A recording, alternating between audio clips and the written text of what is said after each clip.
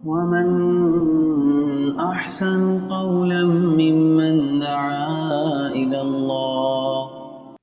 بسم اللہ الرحمن الرحیم نحمدہ ونصلی علی رسولہ الکریم۔ آج الحمدللہ خلاصہ مضامین قرآن کے اندر 7ویں پارے کی مختصر انداز میں تفسیر شروع ہو رہی ہے۔ 7ویں پارے کی پہلی آیت وَإِذَا سَمِعُوا مَا أُنزِلَ إِلَى الرَّسُولِ، یہاں سے شروعات ہے۔ اس کے اندر شروع میں حبشہ کے عیسائیوں کی تعریف کی گئی ہے، اور یہ آیات حبشہ کے نصارہ کے بارے میں نازل ہوئی تھی، جن کے ملک میں مسلمان ہجرت کر کے گئے تھے۔ انہوں نے جب مسلمانوں کی زبان سے قرآن سنا تو روتے روتے ان کی ہچکیاں بن گئیں، اور ان کی داڑھیاں آنسوؤں کی رم جم سے تر ہو گئیں۔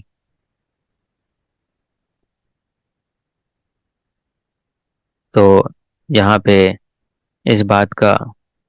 بیان کیا گیا ہے، ایک تو اس کو بتایا کہ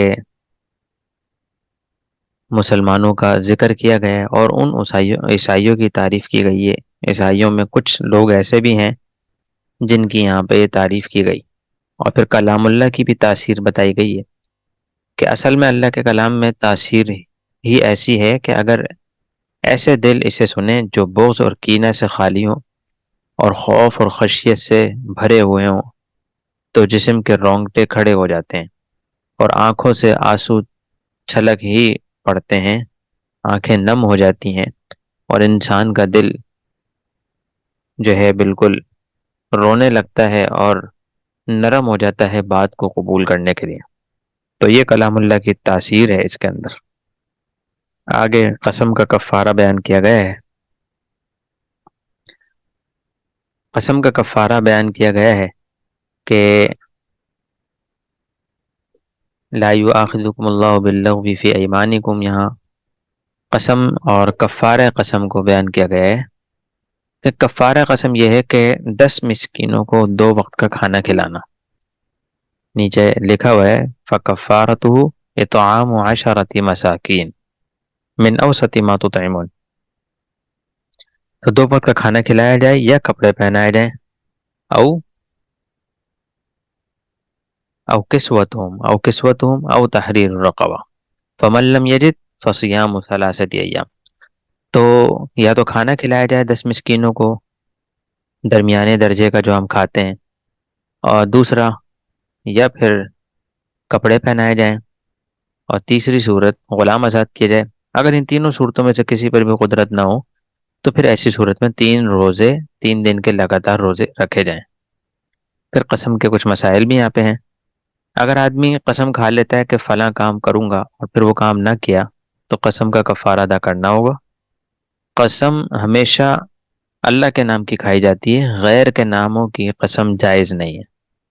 نمبر 3، اگر گناہ کی قسم کھائی ہے، مثال کے طور پہ کہ میں فلاں یہ گناہ کروں گا، تو اسے فوراً توڑے اور کفارہ ادا کرے۔ یعنی ایسی قسم کو توڑنا ہی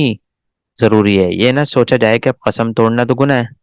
لہذا اب میں قسم توڑوں گا تو ایک دوسرا گناہ ہو جائے گا، بلکہ نہیں، گناہ کرنا وہ بڑا گناہ ہے، اس لیے اس کے مقابلے میں قسم کو توڑنا اور پھر اس کا کفارہ ادا کرنا یہی صحیح طریقہ ہے۔ اس کے بعد پھر آگے شراب کے بارے میں بتایا گیا ہے۔ بعض ایسی چیزیں لغویات، شراب، جوا، تیروں وغیرہ، یہ سارے سے جو یعنی ان کے ذریعے سے فال نکالنا وغیرہ، ان کا حرمت کا بیان ہے، اور ان سب صورتوں سے بھی اور قرآن پاک کے ذریعے سے بھی فال نکالنا یعنی کسی بھی صورت میں جائز نہیں ہے۔ تو یہاں پہ شراب کی بھی حرمت کا بھی ذکر ہے، اور شراب کی کو ان چیزوں میں شمار کیا گیا ہے جو کہ لغو اور بیکار چیزوں میں سے آتی ہیں، اور حرمت کا ان کا ذکر ہے اللہ پاک نے یہاں پہ بتا کر ان ساری چیزوں کو پھر آگے بتا دیا من عمل الشیطان، یہ تو شیطان کے کاموں میں سے کام ہے، فاجتنبوہ لعلکم تفلحون، تم ان کاموں سے بچو، تم جو ہے اس میں کامیاب ہو جاؤ گے۔ اس کے بعد رکوع نمبر 2 شروع ہوگا۔ اس میں رکوع نمبر 2 کے اندر شاعر اللہ کی تعظیم کا بیان ہے، اور اس کے بعد رکوع نمبر 3 ہے، مختصر سا اس میں شاعر اللہ کی تعظیم کا بیان تھا، اور پھر رکوع نمبر 3 ہے. یہاں اس بات کا حکم دیا گیا ہے جسے تفریط یعنی فرائض واجبات کو ٹھیک سے ادا نہ کرنا گناہ ہے، ایسے ہی افراد شرعی حد سے تجاوز کرنا بھی گناہ ہے. یعنی حرام کو حرام اور حلال کو حلال جانو. کبھی آدمی اپنے آپ کو متقی سمجھنے لگتا ہے اور شک میں پڑ جاتا ہے کہ یہ بھی حرام ہوگا، یہ بھی حرام ہوگا، یہ بھی درست نہیں ہوگا. تو ایسا نہیں ہے، بلکہ لا تسألوا عن اشیاء ان تبد لکم تسؤکم. تو ادھر یہی بتایا گیا کہ زیادہ متقی بن کے ان چیزوں کو بھی حرام مت کر دینا جن کو اللہ نے حلال کیا ہے. تو لہذا اسلام کے اندر افراط و تفریط میں مت پڑ جانا. فرائض واجبات کو ٹھیک سے ادا نہ کرنا یہ تفریط ہے، اور افراط یہ ہے کہ شرعی حد سے تجاوز کر جانا کرنا بھی گناہ ہے. یعنی حرام کو حرام، حلال کو حلال جانو. یہ اصل چیز ہے کہ جس کو اللہ نے حلال کہہ دیا اس کو حلال سمجھو، جس کو اللہ نے حرام کہہ دیا اس کو حرام سمجھو اور اس سے بچو. عقیدہ علم غیب بھی بتایا گیا ہے. یہاں پہ ایک واقعہ مذکور ہے، اور وہ یہ ہے کہ ایک مرتبہ آپ صلی اللہ علیہ وسلم نے صحابہ سے فرمایا کہ پوچھو جو پوچھنا ہے. اس پر لوگوں نے یہ عقیدہ بنا لیا کہ نبی کریم صلی اللہ علیہ وسلم عالم الغیب ہے. جواب اس کا یہ ہے کہ نبی کریم صلی اللہ علیہ وسلم کے اس ارشاد کا تعلق وحی کے ساتھ تھا. حین ينزل القرآن، یعنی وَإِن تَسْأَلُوا عَنْهَا حین ينزل القرآن، یہ وحی کے ساتھ تھا، اس وقت کے ساتھ تھا جب وحی نازل ہو رہی تھی.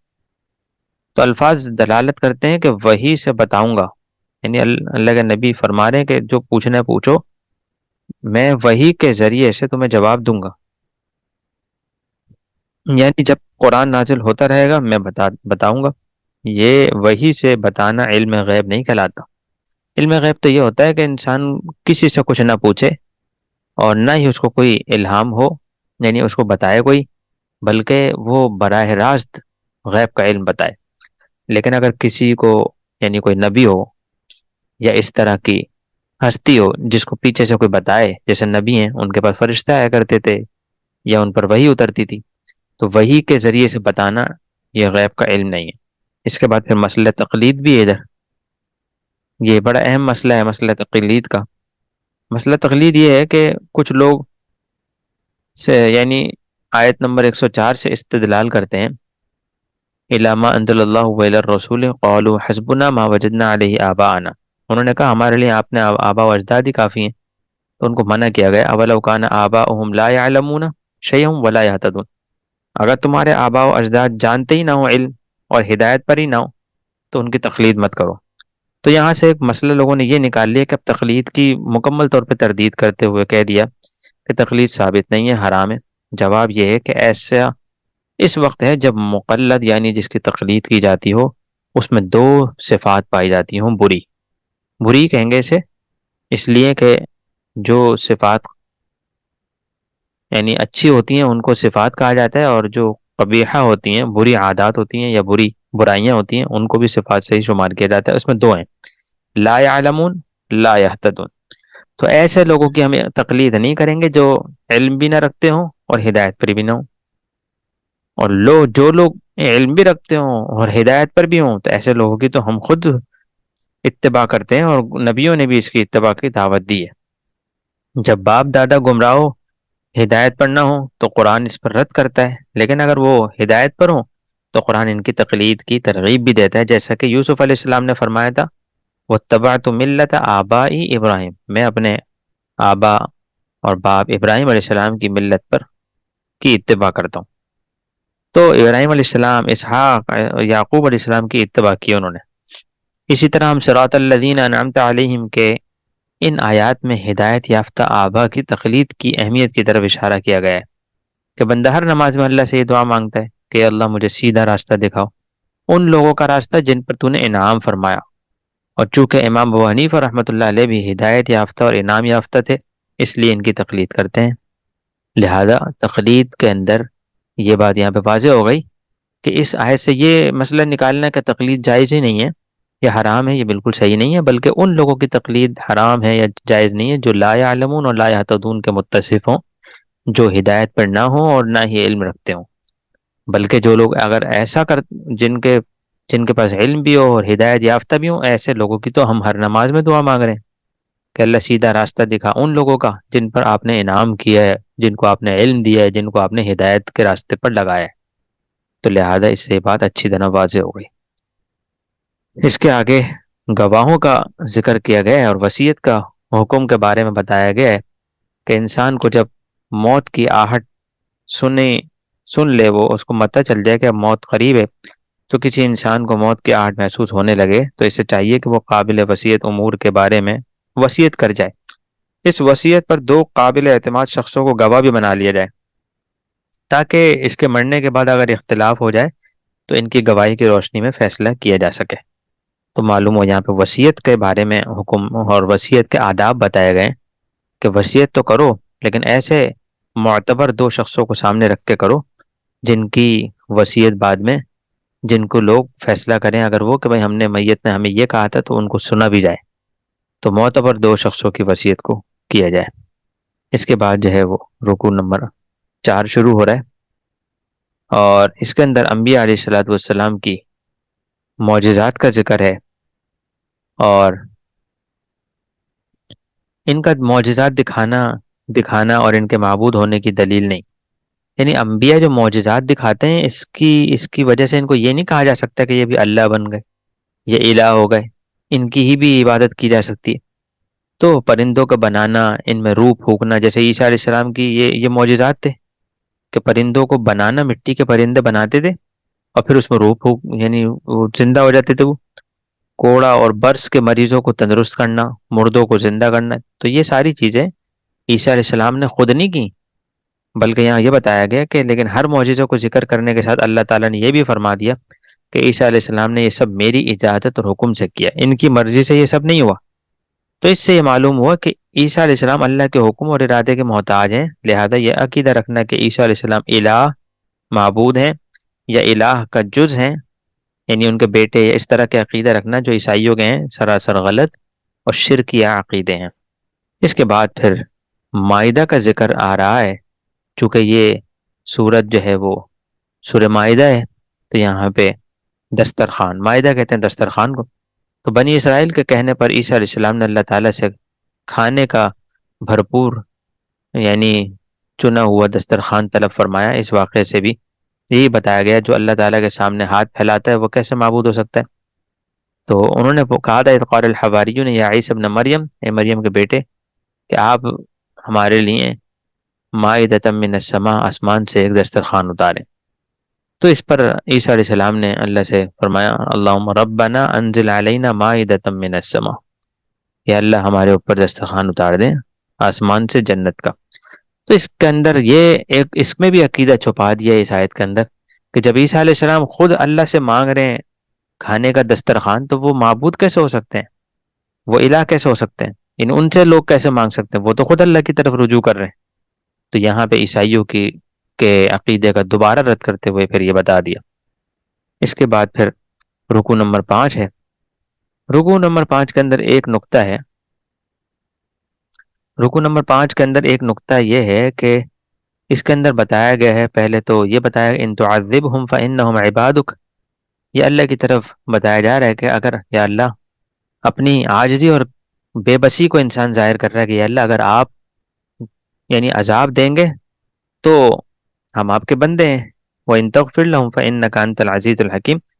یعنی اللہ کے سامنے عاجزی اور انکساری کے ساتھ دعاؤں کا ذکر کیا جا رہا ہے کہ یا اللہ آپ جو ہے ہمیں عذاب سے بچائیں،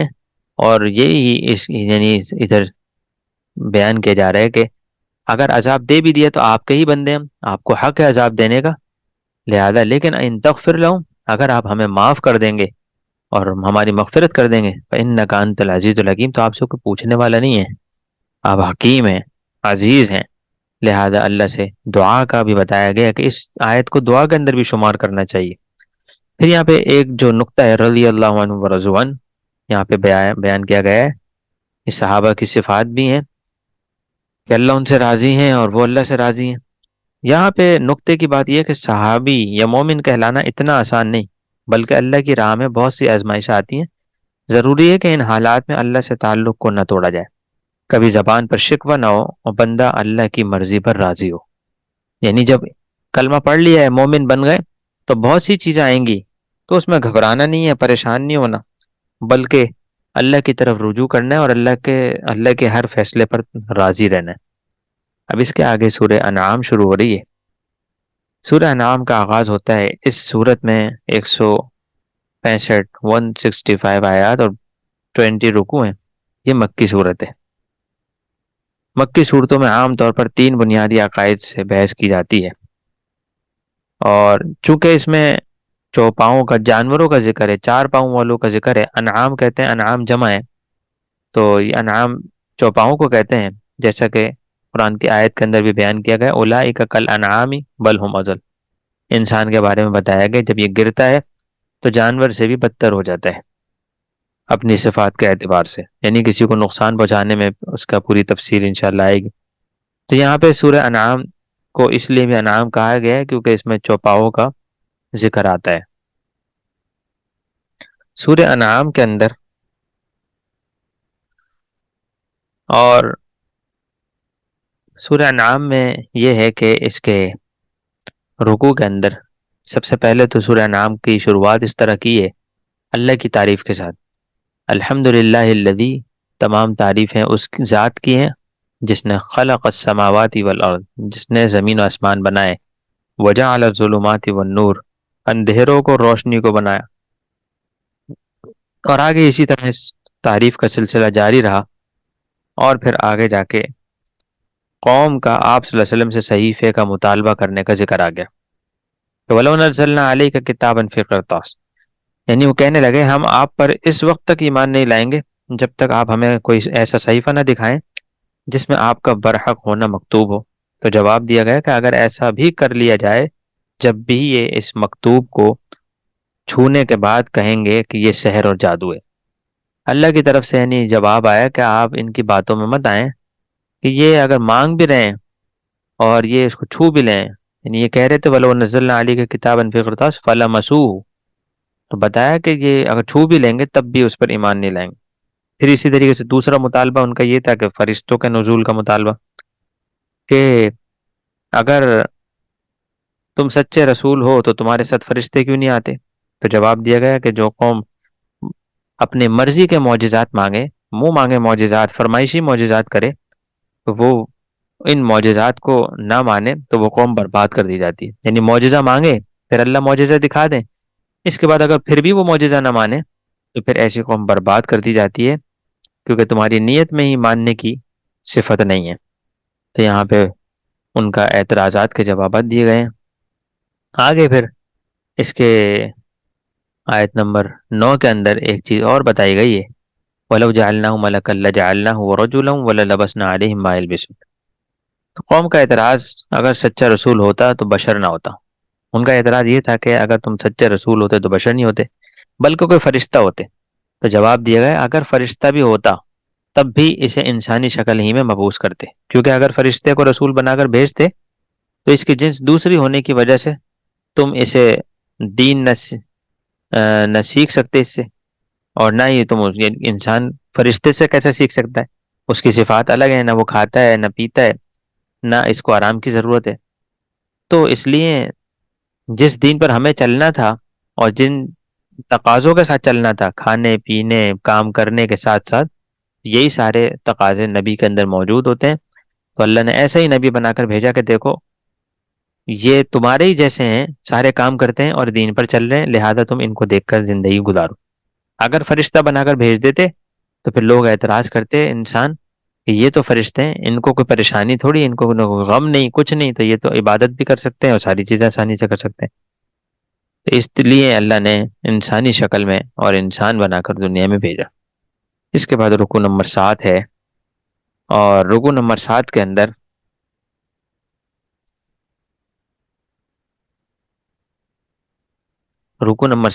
قل سیروا فی الارض کا ذکر کیا گیا ہے۔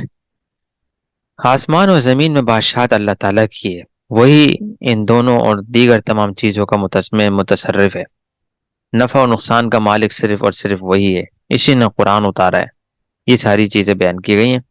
اور آخر میں ان سے سوال کیا گیا ہے کہ کیا اب بھی ان دلائل اور براہین کے بعد تمہاری عقل اس بات کو نہیں مانتی؟ کہ اللہ ایک ہے، ان چیزوں کا ذکر کیا گیا ہے۔ اور اس کے بعد پھر رکوع نمبر 8 شروع ہو رہا ہے۔ رکوع نمبر 8 کے اندر اہل ایمان کے ایمان نہ لانے کا سبب بتایا، جو اللہ پر افطرا یعنی جھوٹ باندھا کرتے تھے، اور حق مظہر حق یعنی حق کو ظاہر کرنے والا کو جھٹلاتے ہیں، اور ساتھ ساتھ ان لوگوں کی حسرت و ندامت کا ذکر ہے کہ قیامت کے دن اپنے کیے پر افسوس کریں گے، مگر اس وقت یہ سارا افسوس کرنا کوئی کرامت اور فائدہ مند نہیں ہوگا۔ رکوع نمبر 9 ہے، اہل کتاب کے ایمان نہ لانے کے اسباب پر مزید روشنی ڈالی گئی ہے، اور اس میں یہ بتایا گیا ہے کہ نہایت، ایک تو پہلے یہ بتا دیا کہ یہ اہل ایمان جو ہیں، اہل کتاب جو ہیں، یہ ایمان ان نہ لانے کی جو ان کی وجہ ہے وہ یہی ہے کہ انہوں نے حق کو قبول نہیں کیا، اور اس کا نتیجہ یہ ہوگا کہ بروز محشر افسوس کا اظہار کریں گے، مگر سب بیکار ہوگا، اس لیے کیونکہ دنیا کے اندر جو کر لیا وہ کر لیا۔ جن لوگوں نے قیامت کا انکار کیا، انہوں نے اللہ کا انکار کیا، سوال پیدا ہوتا ہے کہ ان لوگوں نے ایسا کیوں کیا؟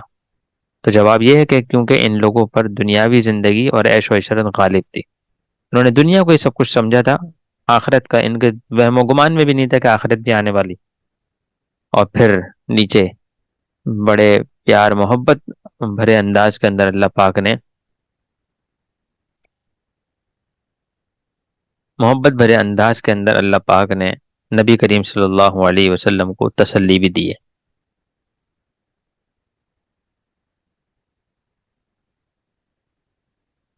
قد نعلم انه ليحزنك الذي يقولون، ہم جانتے ہیں کہ یہ آپ کو پریشان کرتی ہے یہ چیز، فانهم لا يكذبونك ولكن الظالمين بآيات الله يجحدون۔ تو یہاں پہ محبت بھرے انداز میں آپ صلی اللہ علیہ وسلم کو تسلی دی گئی ہے۔ اس کے بعد رکوع نمبر 10 شروع ہو رہا ہے، اور رکن نمبر 10 کے اندر پہلا اصلاح پھر عذاب۔ یہاں پہ اس بات کا ذکر کیا گیا ہے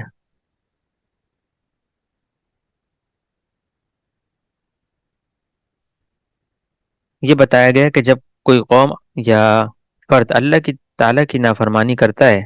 تو اللہ تعالیٰ اسے پہلے تکلیف میں مبتلا کرتا ہے، مثلا فقر، مرض، خوف وغیرہ، تاکہ ان حالات کو دیکھ کر بندہ جو ہے وہ اللہ تعالیٰ کی طرف رجوع کرے۔ مگر جب ان تمام حالات کے اندر وہ اللہ کی طرف رجوع نہیں کرتا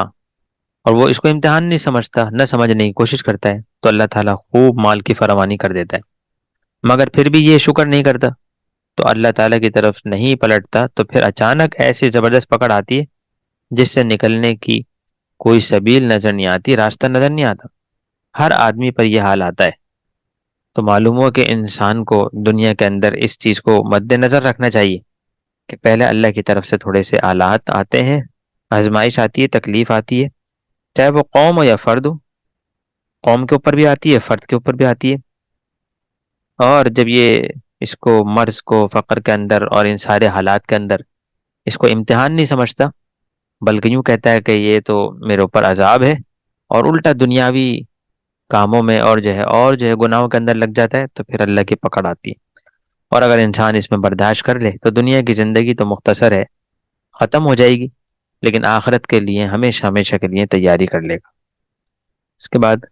رکوع نمبر 11 شروع ہو رہا ہے، یہاں سے اہل ایمان کی تربیت کا حکم ہے۔ اہل ایمان کی تربیت کا حکم یہ ہے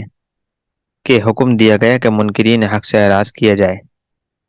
اور جن کے دلوں میں خوف خدا ہے اور وہ حشر نشر پر بھی یقین رکھتے ہیں، آپ ان پر یقین رکھتے ہیں، آپ ان کی طرف رجوع کریں اور انہیں گناہوں سے بچنے کی ترغیب دیں، اور اگر ان سے کوئی غلطی ہو جائے تو ان سے توبہ کرائیں، اللہ تعالیٰ معاف کرنے والا ہے۔ تو یہاں پہ اس بات کو ذکر کیا گیا ہے کہ وَأَنذِرْ بِهِ الَّذِينَ يَخَافُونَ أَن يُحْشَرُوا إِلَىٰ رَبِّهِمْ،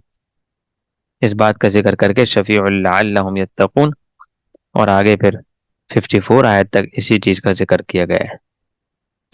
ثم تاب من بعدہ واصلح فانہ غفور الرحیم، اللہ تعالیٰ معاف کرنے والے ہیں جب یہ توبہ کریں گے تو اللہ پاک ان کی معافی کو قبول کریں گے۔ اس کے بعد اگلا رکوع شروع ہو رہا ہے۔ اگلے رکوع کے اندر کافروں سے بائیکاٹ کا حکم کیا گیا ہے، اور مختار کل ہونے کی نفی، یعنی عذاب دینا انبیاء علیہ السلام کے ہاتھ میں نہیں ہے، یہ بتایا ہے۔ اس بات الغیب لی ذاتی، یعنی غیب کا علم صرف اللہ تعالیٰ کے پاس ہے۔ یہاں پہ بھی ایک نقطہ بیان کیا گیا ہے، اور نقطہ یہ ہے کہ وَعِندَهُ مفاتیح الغیب، اللہ وہ ہے جس کے پاس خزانوں کی چابیاں ہیں۔ تو یہ مفاتیح مفتاح کی جمع ہے، اور مفاتیح مفتاح کی جمع ہے، مفاتح مفتاح کی جمع ہے، اور مفاتیح یعنی یا کے ساتھ مفتاح کی جمع ہے۔ مطلب یہ ہے کہ جب خزانے کی چابی ہی اللہ کے پاس ہے تو پھر خزانے تک کوئی کیسے پہنچ سکتا ہے؟ معلوم ہوا کہ عالم الغیب صرف اللہ تعالیٰ کی ذات ہے، یعنی غیب کے خزانوں کی چابیاں بھی اللہ کے پاس ہیں،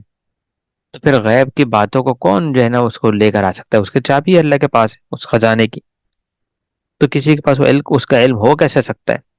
تو یہاں پہ بھی اس بات کا ذکر کر کے بتایا گیا، ایک تو علم غیب کا عقیدے کے بارے میں بھی بتا دیا گیا، اور ساتھ میں خزانے کے بارے میں بتا دیا کہ علم غیب کے خزانے اور باقی سارے خزانوں کی چابی بھی اللہ کے ہاتھ میں ہے، اللہ کے پاس ہے، لہذا یہ کہ اب اس میں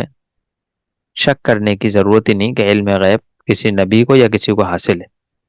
آگے پھر رکوع نمبر 13 شروع ہو رہا ہے، اور اتمام حجت کا بیان ہے۔ اتمام حجت کا بیان ہے، اس بات کا ذکر ہے کہ اسلام پر اعتراض کرنے والوں ہر اتمام حجت یعنی حجت اور دلیل کو پورا کرنا، اس کا مطلب یہ ہے کہ تمام لوگوں کو دین اسلام کی طرف دعوت دی جائے، تاکہ کل قیامت کو یہ بہانہ نہ کر سکیں کہ ہمیں تو اسلام کی دعوت ہی نہیں دی گئی۔ تو یہ یعنی یہ نہ کہا جائے، کیونکہ یہ لوگ اللہ کے عذاب سے نہیں بچ سکتے۔ تو یہاں پہ اتمام حجت کے طور پہ بیان کیا گیا ہے، اور پھر اس کے بعد عذاب دنیا کی مختلف صورتیں بیان کی گئی تھیں۔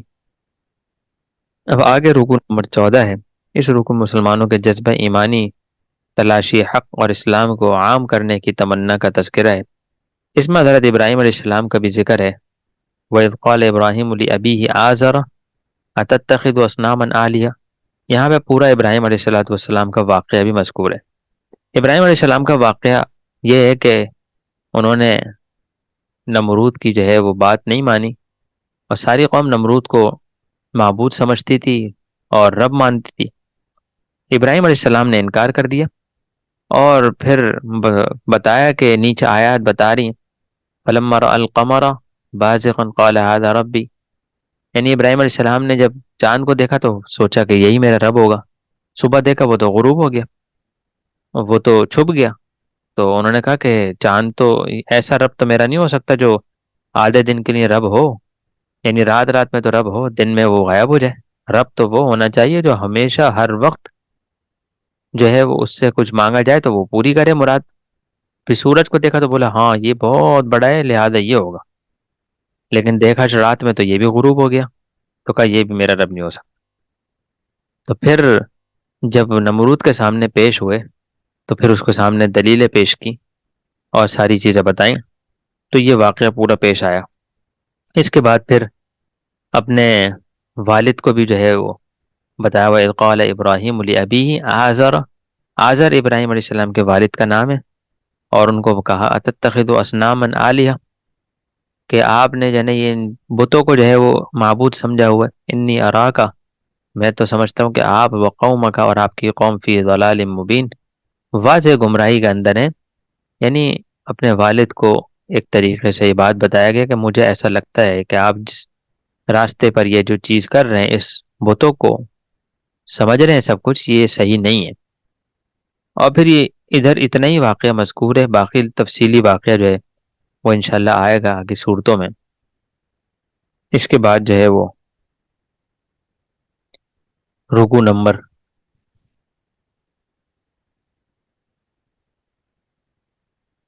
یہاں پہ پہلے تو شرک کی بھی بتائی گئی ہے کہ شرک ایسا گناہ ہے وَلَوْ أَشْرَكُوا لَحَبِطَ عَنْهُمْ مَا كَانُوا يَعْمَلُونَ، کہ شرک ایسا گناہ ہے کہ یہ تمام اعمال کو ضائع کر دیتا ہے۔ یعنی یہ اصول بتا دیا گیا کہ نیکیاں جس قدر بھی ہوں، پہاڑ جتنی بھی ہوں، اگر ان کے ساتھ شرک کیا ذرا سی بھی آمیزش ہوگی، تھوڑا سا بھی شرک ہوگا، تو سارے اعمال جو ہے وہ حبط اور ضائع ہو جائیں گے، ختم ہو جائیں گے۔ اس کے بعد پھر رکوع نمبر 16 ہے، اور اس کے اندر وما قدر اللہ حق قدری کا ذکر ہے، اور ایک اس میں اشکالات ہیں کچھ، اور اس کے بعد اس کے جواب ہیں۔ قرآن کریم پر ایمان لانے کی ترغیب بھی دی گئی ہے۔ اس کے بعد جو ہے وہ یعنی وَهَذَا كِتَابٌ أَنزَلْنَاهُ، یہاں پہ ترغیب کس طرح دی گئی ہے، اس کی تعریف کی گئی ہے۔ وَهَذَا كِتَابٌ أَنزَلْنَاهُ، یہ وہ کتاب ہے جس کو ہم نے نازل کیا، مبارک مصدق الذی بین یدیہ، تو قرآن کی طرف تعریف، اس کی قرآن کی تعریف کو تعریف کر کے ایمان والوں کو دعوت دی گئی ہے۔ اور پھر اللہ کو پہچانو، شرک مت کرو۔ رکوع نمبر 17 کے اندر یہ بتایا گیا ہے کہ اللہ کو پہچانو اور شرک مت کرو۔ صفات باری تعالیٰ اور عقیدہ توحید بیان کیا گیا ہے، اور اسی طریقے سے پھر یہ پارہ جو ہے وہ مکمل ہو رہا ہے، اور آخر میں وَنُقَلِّبُ أَفْئِدَتَهُمْ وَأَبْصَارَهُمْ، یہاں پہ ایمان قبول نہ کرنے کی وجہ اور مہر جباریت کا بیان کیا گیا ہے۔ یہ بتایا گیا کہ یہ لوگ ایسے بدبخت ہیں کہ اگر معجزات دیکھ بھی لیں تب بھی ایمان نہ لائیں، کیونکہ اول مرتبہ ایمان نہ لانے کی وجہ سے ان کے دلوں پر مہر جباریت لگ چکی ہے، یعنی ان کے دل ہی ایسے ہو چکے ہیں، لہذا یہ ہے کہ یہ ایمان نہیں لائیں گے۔ اور اس طرح سے یہ پارہ مکمل ہوا ہے،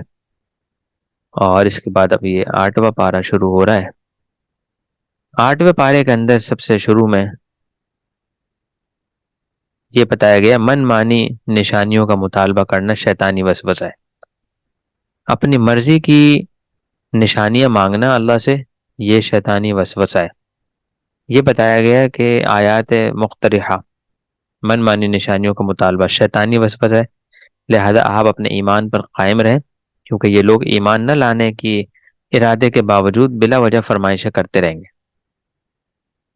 اور اسی سے اگلے رکوع میں اس کے اندر تو شیطان کا وسوسے کے بارے میں بتایا، اور اگلے ہی رکوع کے اندر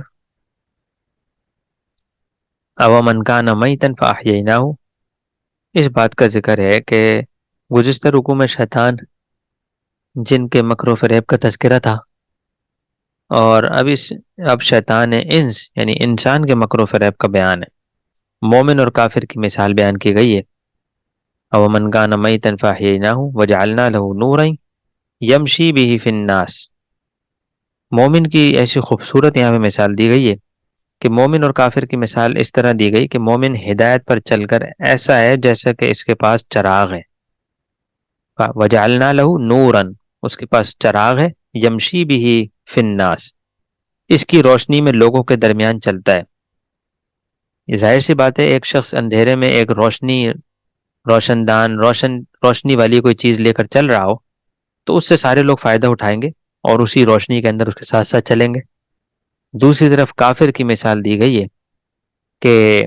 کافر اندھیرے میں پڑا ہوا ہے، کافر اندھیرا ہے، یعنی ایک اندھیرے کی جگہ پہ جیسے سارے پڑے ہوتے ہیں، اس میں کوئی کسی کا جو ہے ایک دوسرے کی مدد کسی کو نہیں ہو رہی ہوتی، تو کافر کی مثال دنیا میں ایسی ہے، اور مومن کی مثال وہ اس روشنی کی طرح سے ہے جو کہ روشنی لے کر چل رہا ہو، اور لوگ بھی اس کے ساتھ بہت سے چل رہے ہیں اور فائدہ اٹھا رہے ہو۔ اس سے ایک اصول یہ بھی معلوم ہوا کہ مومن ہمیشہ انسانوں کے کام آتا ہے، آپس میں ایک دوسرے کی مدد کے اعتبار سے۔ پھر دینداری میں رکاوٹ کا سبب یہاں پہ یہ بتایا گیا ہے کہ سب سے اہم چیز یہ بتائی، وَكَذَلِكَ جَعَلْنَا فِي كُلِّ قَرْيَةٍ أَكَابِرَ مُجْرِمِيهَا لِيَمْكُرُوا فِيهَا وَمَا يَمْكُرُونَ إِلَّا بِأَنفُسِهِمْ وَمَا يَشْعُرُونَ، دینداری میں رکاوٹ کا سبب سرمایہ دار، عہدے دار لوگ ہمیشہ دین میں رکاوٹیں پیدا کرتے ہیں، چونکہ دین کی وجہ سے ان کے دنیاوی چودراہٹ اور ان کی دنیاوی جو عزت اور شان و شوکت ہوتی ہے وہ متاثر ہوتی ہے، تو ایسے لوگ ہمیشہ دین کا مذاق اڑاتے ہیں۔ تو ادھر یہاں پہ یہ بتایا گیا ہے کہ وَإِذَا جَاءَتْهُمْ آیَةٌ قَالُوا لَن نُؤْمِنَ حَتَّى نُؤْتَىٰ مِثْلَ مَا أُوتِیَ رُسُلُ اللَّهِ، تو یہاں پہ ان کے بارے میں بتایا گیا کہ ایسے سرمایہ کار لوگوں سے ان کو ترغیب دی گئی ہے کہ یہ اپنی عزت اور شوکت اور شان و شوکت کی وجہ سے اللہ کے دین کا مذاق مت اڑائیں، اور اپنے کاموں کی وجہ سے اللہ کے کاموں کے اندر پھر آگے اہل مکہ کی طرف سے مسلمانوں کا مکمل سوشل بائیکاٹ کیا گیا۔ مکہ والوں نے مشورہ کیا کہ مسلمانوں کی تعداد مسلسل بڑھ رہی ہے، لہذا ان سے مکمل سوشل بائیکاٹ کیا جائے۔ تو چنانچہ اہل مکہ نے بنو ہاشم بنو عبد المطلب دونوں خاندانوں کے ساتھ تمام تر روابط اور تعلقات ختم کر دیے، نہ ان سے مناکحہ شادی بیاہ کرتے، نہ ہی خرید و فروخت یا کوئی اور معاملہ کرتے، اور پھر اسی پر بس نہیں بلکہ مسلمانوں کو شعب ابی طالب میں محصور کر دیا، اور ان پر کھانے پینے کی اشیاء بھی بند کر دی۔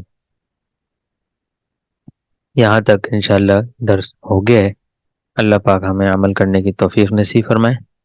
وآخر دعوانا ان الحمد للہ رب العالمین۔